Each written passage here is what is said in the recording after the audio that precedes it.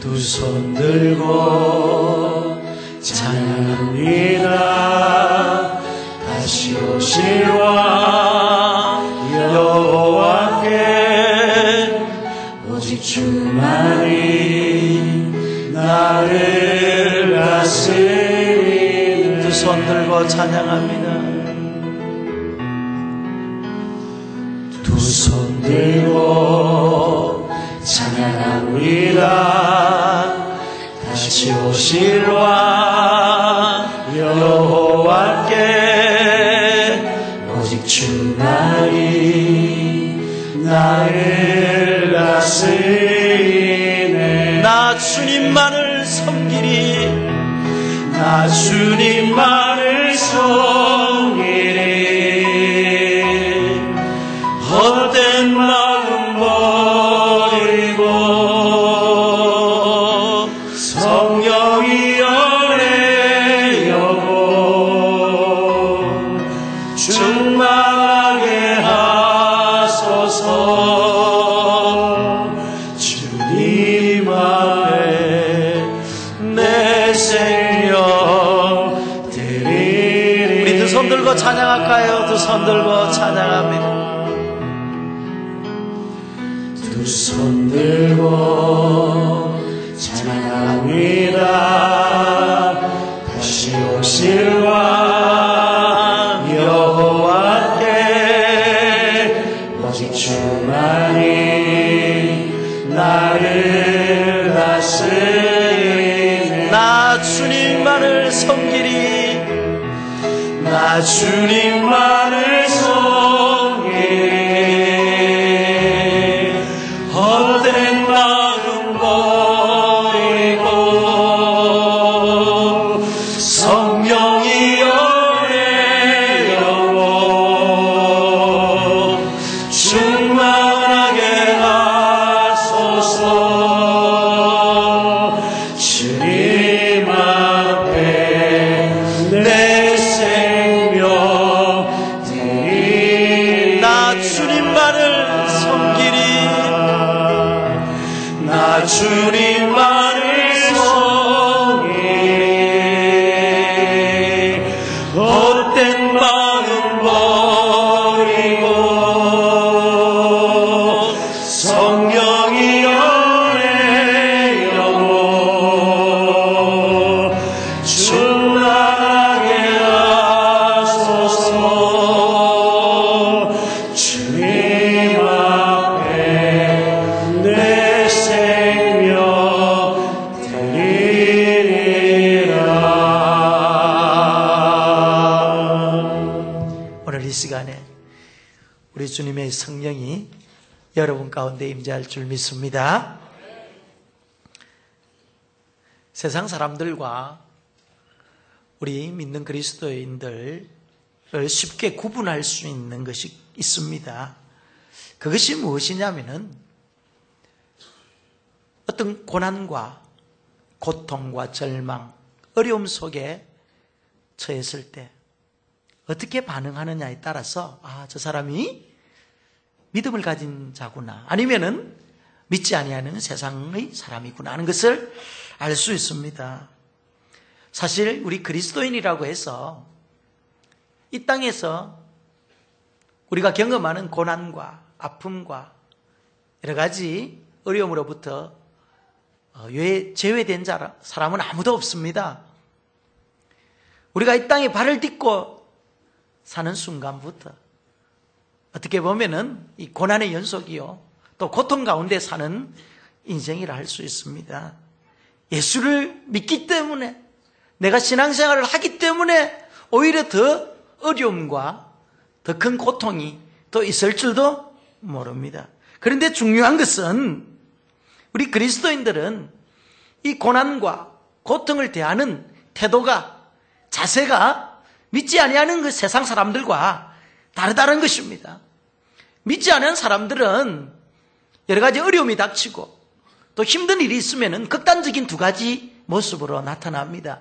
그 첫 번째는 긍정적인 관점에서 자신의 힘으로 한번 해보겠다는 사람들이 있습니다. 자신의 의지를 가지고 이 고난의 문제를 한번 해보려고 노력하는 그런 사람들이 있습니다.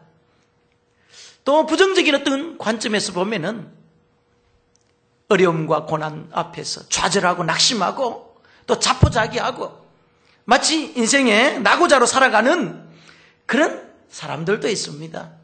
그러나 우리 믿음의 사람들, 하나님의 백성들은 이 고난과 고통의 현장 속에서 우리는 넉넉히 이기고 그 모든 것들을 극복할 수 있는 그런 힘이 있고 또 그런 방법이 있다는 것입니다.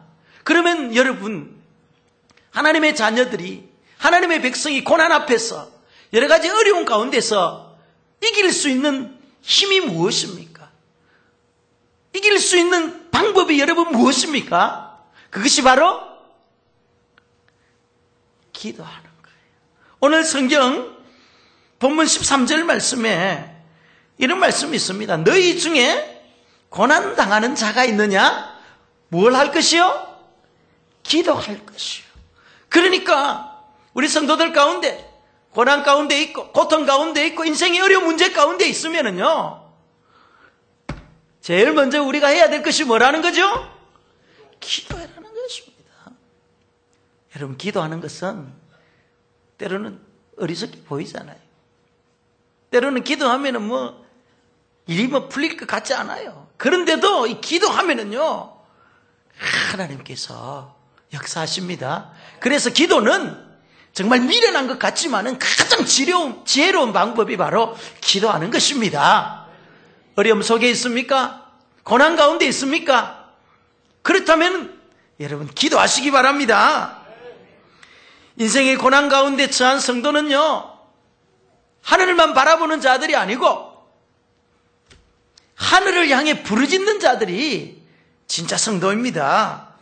기도할 때는요, 여러 가지 변화가 일어나기 시작합니다. 첫째, 어떤 변화가 일어나면은 내 자신이 변화되어지는 거예요. 기도하지 않을 때는요, 나의 의지를 가지고 살았어요.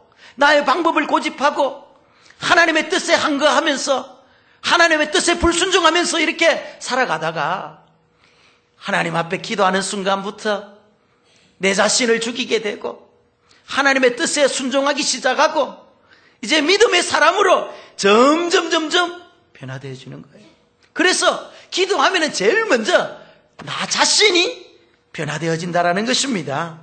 두 번째, 우리 자신이 변하고 난 이후에는요, 고난을 극복할 수 있고 환경을 이길 수 있는 힘을 얻게 되는 거예요. 기도하지 않을 때는요, 어떻게 이 어려운 난관을 극복할까 고민하고 잠도 못 자고 늘 애쓰는데, 기도하니까 하나님께서 고난을 극복하고 어려움을 극복할 수 있는 힘을 주더라는 것입니다. 지혜를 주시더라는 것입니다.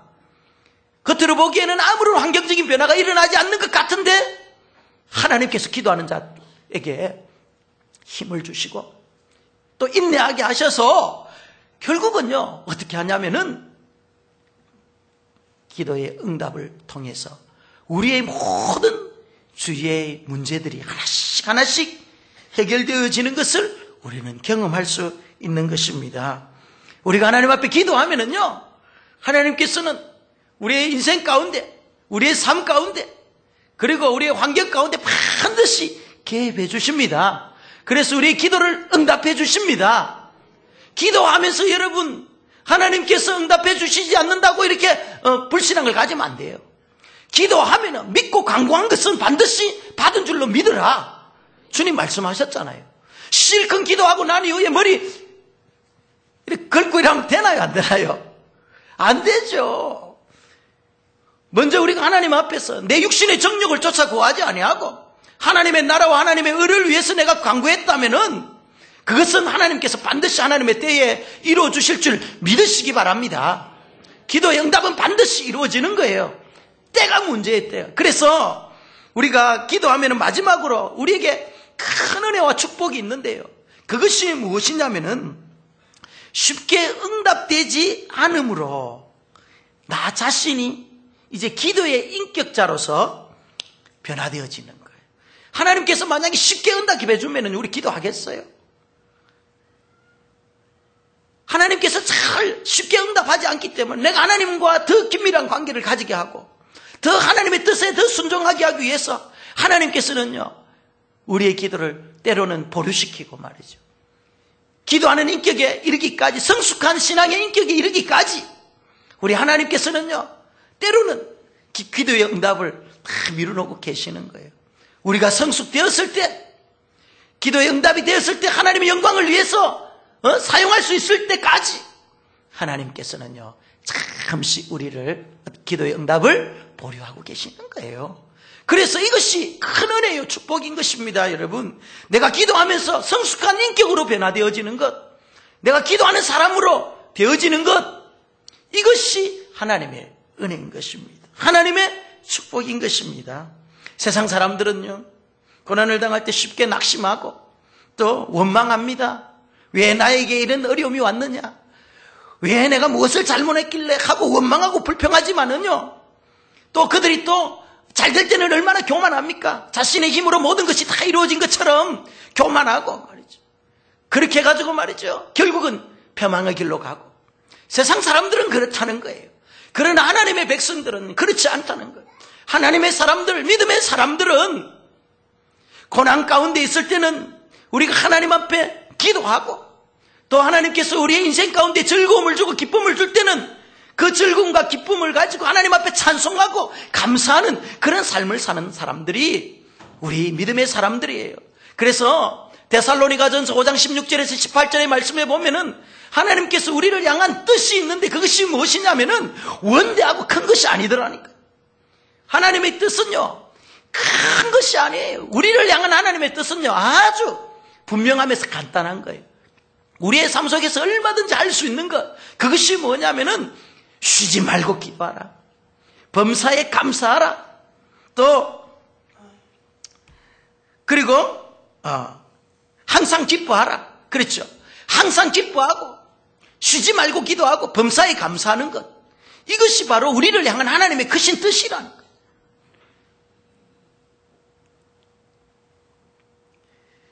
전도서 7장 14절 말씀에 보면은요, 이런 말씀이 있습니다. 형통한 날에는 기뻐하고 공고한 날에는 되돌아보아. 이 두 가지를 하나님이 병행하게 하셨다라는 말씀이 있어요. 그러니까 우리 인생을 살아갈 때 하나님께서는요, 즐거워하는 일만 주시지 않아요. 그렇다고 해서 항상 이렇게 우리 인생이 공고하고 힘든 일만 있게 하지는 않아요. 항상 이 두 가지가 병행되어서 간다는 것입니다.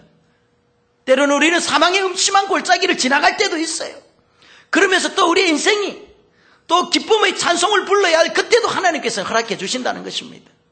이러한 상황에 우리가 접했을 때 어떻게 해야 되느냐? 우리 성도들의 태도는 즐거움을 주실 때는요, 그것이 나의 힘으로 나의 능력으로 되었다고 자만하고 교만해서는 안 됩니다. 모든 것이 우리 하나님의 은혜라는 사실을 알고 그 하나님께 영광을 올려드리고 찬송을 부르고 하나님 앞에 감사해야 될 것입니다. 뿐만 아니라 인생의 어두운 터널 가운데 지나갈 때는요, 묵묵히 인내하고 하나님의 뜻을 바라보면서 우리가 기도하면은요, 또 하나님께서는 그 어두운 터널을 지나가게 하시고 하나님의 섭리를 우리 인생 가운데 나타내 보여주시고, 그래서 우리가 이 땅에서 하나님의 백성다움으로서 살아갈 수 있는 그런 힘과 또 용기를 우리에게 공급해 주시는 것입니다. 그래서 여러분, 우리 인생이 공고한 가운데 있으면은요, 어떻게 해야 되겠습니까? 하나님 앞에 인내하고 기도하세요. 또 여러분의 인생이 지금 정말 즐거움 가운데 있습니까? 기쁨 가운데 있는 분들이 있습니까? 인생이 잘 되어가고 있는 분이 있습니까? 그렇다면 좀 더 겸손하시고 그 모든 것들이 우리 하나님의 은혜임을 알고 감사하고 찬송하시기를 바랍니다. 그러면 우리 하나님께서 더 큰 은혜를 여러분 삶 가운데 부어주시리라 저는 믿습니다. 오늘 본문에 고난 가운데 있는 성도 중 육체의 질병으로 고통 중에 있는 자들에 대해서 말씀하고 있습니다. 우리가 인생의 여러 가지 고난 가운데 육체의 질병으로 고통당하는 사람들이 얼마나 많이 있습니까? 다른 것들은 다 좋은데 육체 때문에, 병든 육신 때문에 힘들어하시는 분들이 얼마나 많이 있습니까? 이 병든 자라는 것은 원어를 찾아보면은 육신적으로 쇠약해지고 연약해진 상태를 말하는 거예요. 그러니까 성도들 가운데 육신적으로 연약하고 쇠약해진 성도들이 있다라는 것입니다. 그렇다면 이런 질병 가운데 사는 성도들은 어떻게 해야 되느냐? 질병 가운데 노출되어 있고 육신의 연약함과 쇠약함 가운데 있는 성도들은 어떠한 태도를 가져야 되느냐? 오늘 본문 말씀에 보면은 14절에 너희 중에 병든 자가 있느냐? 그는 교회의 장로를 청할 것이요 그들은 주의 이름으로 기름을 바르며 그를 위하여 기도할지니라. 먼저 교회의 장로를 청할 것이라. 여기에서 장로는 교회의 영적인 지도자들을 의미하죠. 그리고 또 기름을 바른다라는 것은 1차적으로 치료의 효과를 나타냅니다. 그리고 또 2차적으로는 하나님의 관심, 하나님의 사랑, 그리고 하나님의 은혜를 의미하는 것입니다. 그러니까 누가 육신의 연약함 때문에 고통당하고 힘들어하는 자가 있다면 먼저 교회의 영적인 지도자들, 주의 종들을 청하고 또 주의 종들은, 영적인 지도자들은 기름을 붓고 또 그들을 위하여서 기도해라는 것입니다. 사랑과 관심으로 그들을 찾아가서 위로하고 격려하면서 기도해라는 것입니다. 그런데 이 가톨릭에서는 이 말씀을 잘못 오해하고 인용하는 경우가 있습니다. 여러분, 가톨릭에는 7성례가 있습니다. 우리 개신교회는 성례가 2가지밖에 없잖아요. 세례와 성찬이잖아요. 그죠? 그런데 가톨릭에서는 거룩한 예식이 7가지가 있는데 그중 하나가 무엇이냐면은 종부성사라는 것이 있습니다. 이 종부성사는 무엇이냐면은 만약에 사람이 의식을 잃고 죽으면은 예수를 믿지 않는 사람이다 할지라도 가톨릭의 성직자가 그 사람 코와 입과 귀와 그리고 팔과 다리에 기름을 바르고 난 이후에 그 사람을 위해서 기도해 줍니다. 죄를 사해 줄 것을 기도해 줍니다. 그러면은 이 사람의 죄가 다 용서되어지고 나중에 부활 때 새로운 생명으로 다시 일으켜 주신다라는 것이 바로 이 종부성사. 그런데 오늘 우리가 읽었던 이 본문의 말씀은 그런 의미가 있는 것이 아니죠. 이 말씀의 의미는 성도가 병들었을 때 먼저 주의 종들에게 기도를 요청하고 교회 지도자들은 주님의 사랑으로 찾아가서 위로하고 격려하고 병낫기를 위해서 직접 기도해 주라라는 그런 의미지, 기름을 바르고 말이죠, 죄 사하기를 위해서 기도하고 그러면 그 사람이 죄가 용서되고 그러는 것은 아니라는 거예요. 성도들의 질병을 우리가 잘 관찰해 보면은요, 어떤 분의 질병은 이 마음에서 시작되는 질병이 있어요. 오랜 시간 동안 외롭고 또 고독하여서 마음이 상하고 그로 인해서 육체의 힘을 잃고 연약함 속에서 괴로워하는 성도들이 많이 있습니다. 여러분, 대부분 영적인 질병들은요, 우리가 병원에 가더라도 잘 고침을 받을 수가 없어요. 왜 그러냐면은 우리의 마음속에 병이 시작되기 때문에 그래요. 마음에 있는 병은 잘 진단이 안 돼요. 그런데 문제는 우리의 마음에 있는 이런 것들이 나중에 하나씩 쌓여가지고 결국은 우리의 육체의 질병을 유발하더라는 것입니다. 지나친 스트레스를 받고 말이죠. 또 마음의 상처를 받아가지고 그러한 것들이 해결되지 않은 상태에서 차곡차곡 쌓이다 보니까 나중에는 그것이 우리의 육체를 지배하게 되는 거죠. 그래서 정상적인 호르몬의 분배를 이렇게 억제시키기도 하고요. 생체 리듬을 파괴하기도 하고요. 그러면서 우리의 몸에 이상 반응이 오기 시작하고 그것이 육체의 질병으로 연결되어지는 거예요. 그래서 병의 시작은 어디에서부터 되냐면은 우리 마음에서부터 시작하는 마음에서부터. 현대인들의 질병 가운데 대부분 많은 것들이요, 이런 영적인 문제, 마음의 문제에서 시작되는 것을 우리는 알아야 됩니다. 그래서 잠언 17장 22절 말씀에 보면은 마음의 즐거움은 양약이라도 심령의 근심은 뼈를 마르게 하느니라. 우리의 마음에 근심이 없고 걱정이 있고 말이죠. 그러면은 우리의 뼈를 마르게 한다는 거예요. 근심이. 그래서 염려라는 것은요, 우리를 서서히 목졸라 죽이는 것과 똑같은 거예요. 예수 믿는 사람들은요, 정말 하나님을 믿는 사람들은 이런 마음의 염려와 걱정이 오면은 어떻게 해야 되겠어요? 그것을 차곡차곡 쌓아두는 사람들이 아니고 주님 앞에 그 모든 문제를 다 내려놓고 해결함을 받아야 되는 거예요. 그렇지 아니하고 벽돌 쌓듯이 하나씩 쌓아놓으면 그것이 나중에 견고한 진이 되고 나중에 내 그 마음의 상처가 되어가지고요, 쓴뿌리가 되어가지고 결국은 우리의 발목을 부여잡고 결국은 나의 육체의 질병을 유발해가지고 멸망의 길로 이끌어가는 거예요. 그래서 여러분, 여러 가지 염려가 있고 걱정이 있고 또 문제가 있으면은요, 주님 앞에 나와서 기도하면서 여러분의 내면의 문제를 여러분 해결해야 되는 거예요. 그것을 가지고 있으면 안 됩니다. 예수 믿는다고 했어요. 그게 해결되는 게 아니에요. 주님 앞에 나와서 그것을 풀어놓아야 되는 거예요. 엎드려야 되는 거예요. 그럴 때 우리 주님께서 치료해 주. 병원에 가면은요, 의사들이 고치지 못하는 많은 난치병들이 있어요. 또 희귀병들도 있고요. 불치병들 있잖아요. 그런 병들은요, 누가 고쳐야 돼요? 하나님께서 고쳐주셔야 되잖아요. 그러려면 믿음으로 하나님 앞에 나와야죠. 기도해야죠. 그럴 때 우리 하나님께서 역사해 주십니다. 하나님께서는요, 또 의사의 손길을 통해서도 우리를 질병을 고쳐주십니다. 하나님께서는 현대의학이라는 선물을 우리들에게 주셨어요. 이것을 신학적인 용어로 일반은총이라고 그래요. 하나님께서는요, 이 일반은총의 영역 가운데 의사들을 통해 가지고 고쳐야 될 그런 병들을 다 고치게 하시는 거예요. 그러나 또 의사들이 도저히 손을 쓸 수 없는 그러한 영적인 문제들, 그런 부분들은 또 하나님께서 고쳐주셔야 되는 거예요. 그래서 하나님의 영역과 그리고 일반 의사의 영역이 딱 정해져 있는 거예요. 의사에게 갈 것은 의사에게 가고, 또 하나님 앞에 나와 믿음으로 고쳐야 될 질병들은 믿음으로 고치. 그래서 우리가 기도하는 거죠. 하나님, 나에게 있는 이 질병 어떻게 할까요?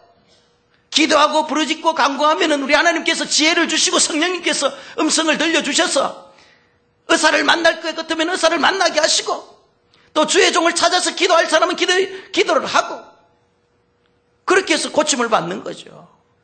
하나님께서는요, 의사의 손길을 통해서도 우리를 고쳐주십니다. 그런데 중요한 사실이 무엇이냐면은, 아무리 의사의 손이 중요하다 할지라도 먼저 우리가 해야 될 것이 있는데, 그것은 먼저 하나님 앞에 나의 연약함을 들고 나오라는 것입니다. 하나님 앞에 먼저 무릎을 꿇고 하나님의 긍휼과 자비를 구하라는 것입니다. 그러면은 하나님께서는요, 의사의 손길을 통해서 고쳐주는 거예요. 만날 의사를 만나게 하시고, 또 진로와 치료의 과정 속에서 우리 하나님께서 개입해 주셔가지고 어떻게 합니까? 그 치료가 원활하게 잘 이루어지게 하시고, 의사가 실수 없도록 어려사고 일어나지 아니하도록 우리 하나님께서 잘 간섭해 주시고 도와주시는 거예요. 그래서 우리 육체의 건강함을 얻는 거예요. 그렇기 때문에 여러분, 극단적인 선택을 하면 안 되는 거예요. 병원만을 의지해서도 안 되고, 병원에 가야 될 병을 또 말이죠, 기도받아야 된다고 해서도 안 되는 거예요.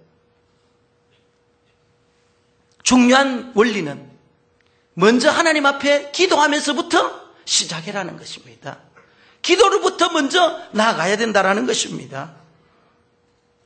작년에 우리 성도들 가운데 심한 우울증으로 인해서 괴로워했던 그 성도가 한 분 있었어요. 우리 집사님인데, 어떻게 하면 내가 잘 죽을 수 있을까? 여러분, 우울증에 걸리면은요, 어떻게 하면 내가 잘 죽을 수 있을까 고민한다고 그래요. 우리 집사님도 한 분이 또 그랬어요.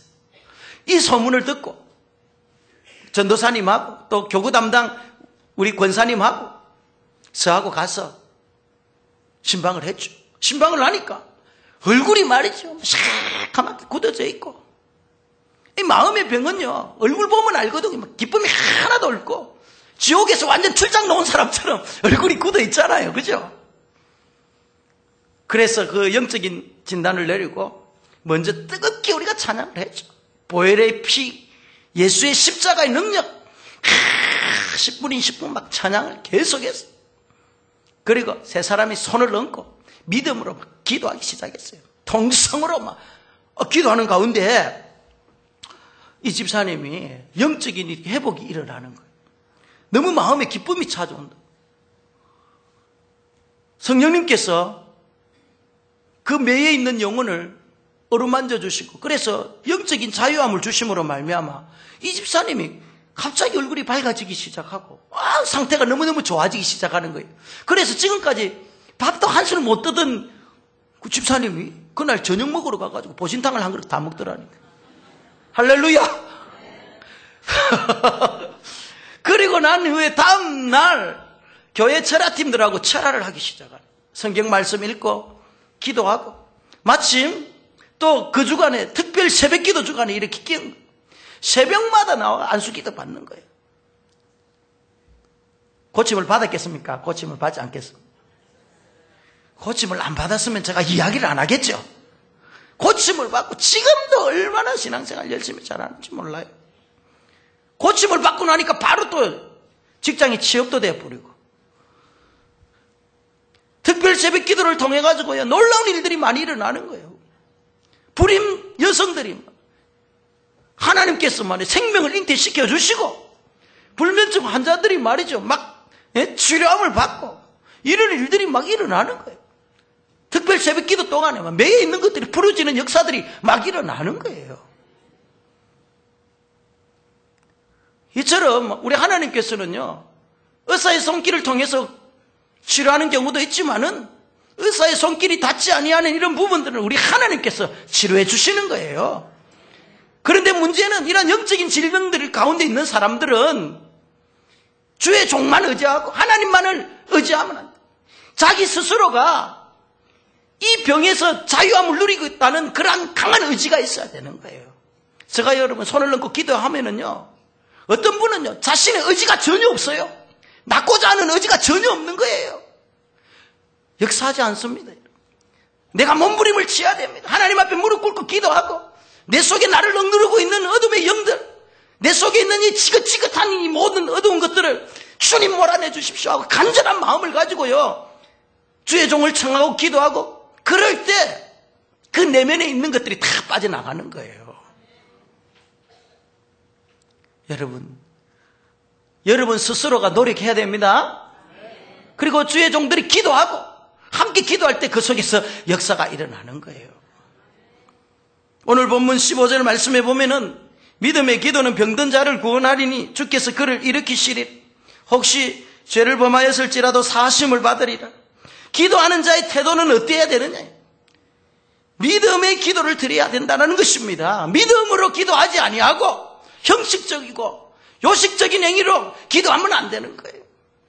우리가 기도할 때 얼마나 형식적이고 요식적인 행위로 기도하는 자 많은지 몰라요. 그러면 그 속에 성령님이 역사하지 않습니다. 기도는 반드시 믿음을 가지고 기도해야 되는 거예요. 살아계신 그 하나님, 우리의 기도를 들어주시는 그 하나님, 능력의 그 하나님, 그 하나님에 대한 확신과 믿음과 신뢰를 가지고 우리가 기도를 해야지, 형식적으로 기도하고 요식행위로 기도하면은요 그 기도에 능력이 없는 거예요. 그 기도를 가지고 파리 한 마리 잡을 수 없는 거예요.